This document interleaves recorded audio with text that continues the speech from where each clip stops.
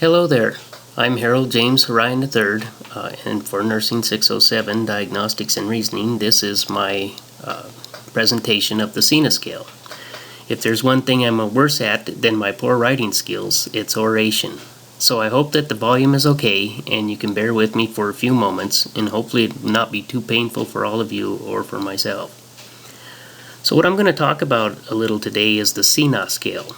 What is the Cina scale? It is the Clinical Institute Narcotic Assessment Scale for withdrawal symptoms. It measures 11 signs and symptoms commonly seen in patients during narcotic withdrawal.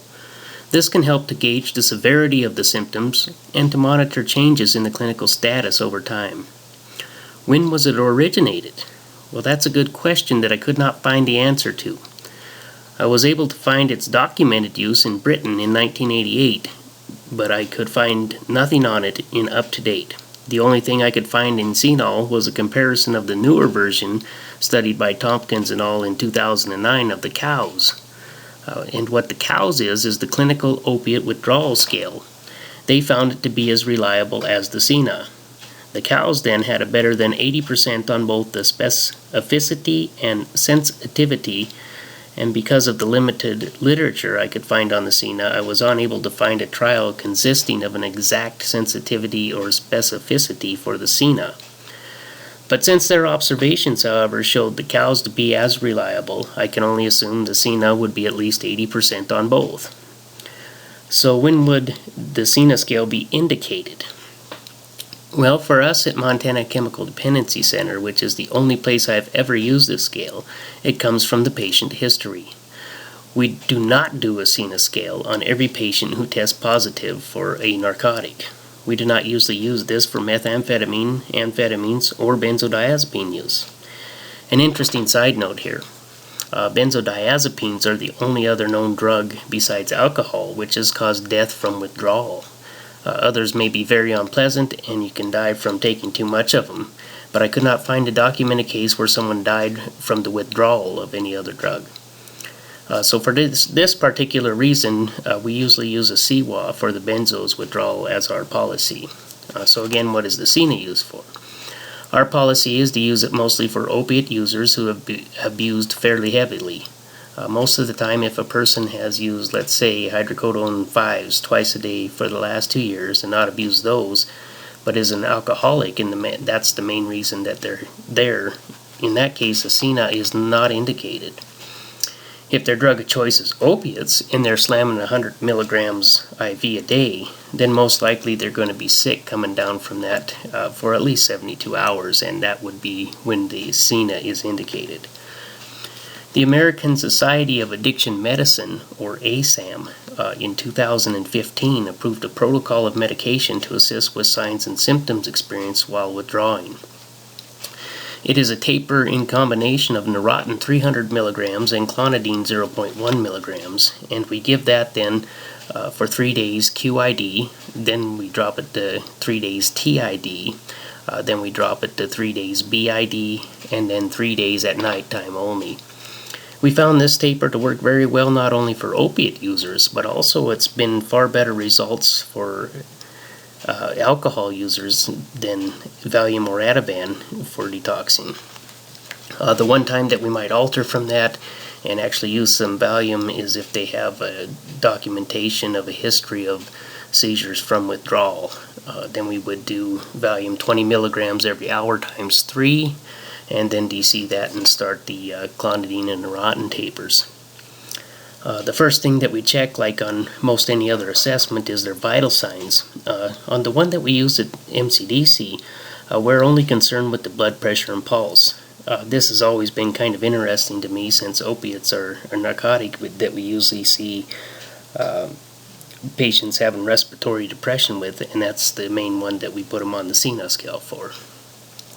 On the one that was downloaded from British literature in 1988, they did not have any vital signs on it at all.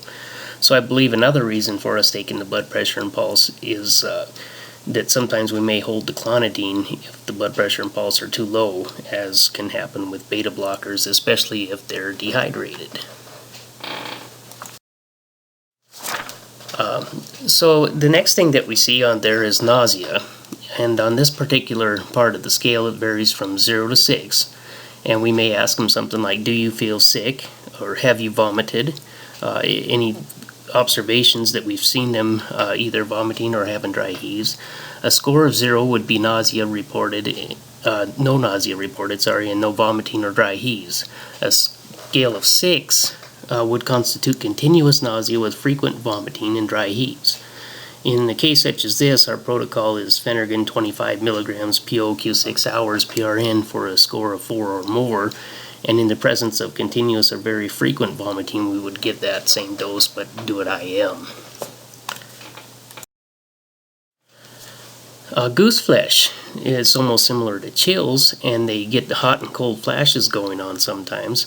And this part of the test to see if there's visible goose flesh or if it can be elicited. The score ranges from 0 to 3.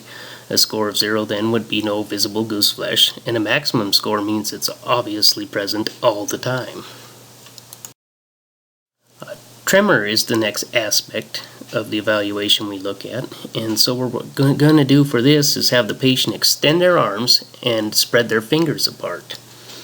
Once again, the scale ranges from 0 to 3, and a score of 0 implies that no tremor is present, while a score of 3 would indicate severe tremor, almost like convulsing, even without extension of the arms. Since neurotin is used for the treatment of some seizures, it actually usually helps with the tremors as well. Is the next portion of our assessment, and this one differs in that it's purely by observation. The range of scores is from 0 to 2, and a score of 0 means there's no tears present, while a score of 2 means profuse tearing was present and running down into the face. Very seldom have I personally seen a patient score 2 on this particular item from withdrawal. They may have tears, as we see depression and anxiety as a great side effect of all these drugs that the people abuse. I put nasal congestion on the same slide because, like lacrimation, it can be done by observation only, and it scores again from 0 to 2. When no congestion or sniffling is noted, then a score of 0 would be given for nasal congestion, and if the congestion it causes them to frequently blow their nose and constant sniffling, then we give them a score of 2. Sometimes a congestion can be helped with possibly a Claritin 10 milligrams POQ day. Oftentimes, though, since allergies are not the cause of the congestion, it's been noted to not be very helpful as per the patient reports. If it's from the side effects of depression and anxiety, though, that's quite an understandable finding. Sweating. Here again, we have an observation that can be formed simultaneously while looking for other observations previously listed. Sweating happens commonly in the first 48 to 72 hours of detoxing from narcotics, and the scores of the assessment range from 0 to 3. As usual, a 0, there's no sweat present.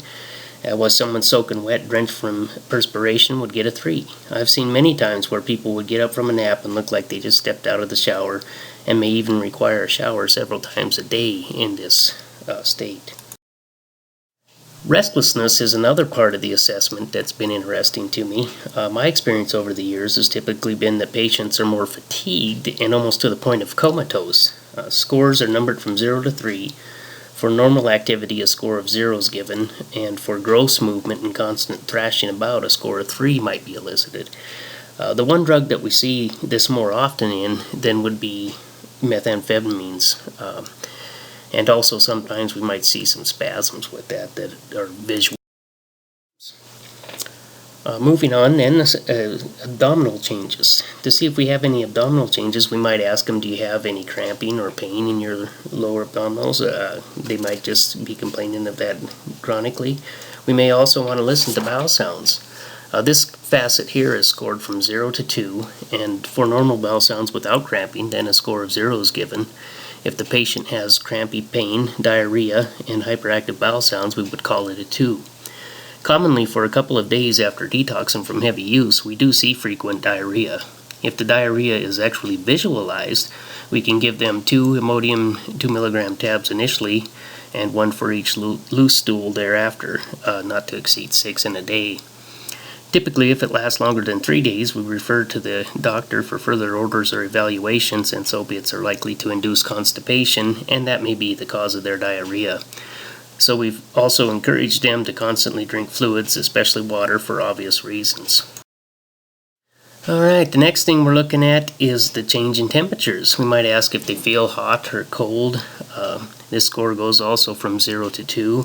We might feel them to see if they're warm to the touch. A 0 means there's no report of a temperature change. And oftentimes we'll see cold sweats and hot flashes, as mentioned before. And if they're shaking uncontrollably, having visible shivers, we might just give them a 2. If they're feeling hot and general malaise, we can offer Tylenol and ibuprofen. The last thing on the scale is muscle aches, and this is the only one, this one only has a score of 0 or 1. Basically, they have pain or they don't. And it could be reported aches, reported spasms, but almost always we've seen those with pain that they also have visible spasms. The protocol we adapted at MCDC is if they're scoring a 1, we can give them baclofen 10 milligrams, PO Q4 hours, PRN up to QID for 7 days, and then DC. This medication, along with the others that we've described already, don't get rid of the withdrawal, but they do help to control the symptoms. So here are the references that I used in here, and then the other thing in the paper that we wrote about that we considered was the cost to benefit ratio. In the case of the Cina test, it's free, so the cost is 0 and the benefit is that we can treat symptoms as they show up. This means that it's very cost effective. Again, many of us have had several of these signs and symptoms. Some of them are flu-like. So the tool would not be triggered by any of the physical experiences, but rather by history, as discussed earlier on. Thank you for your time.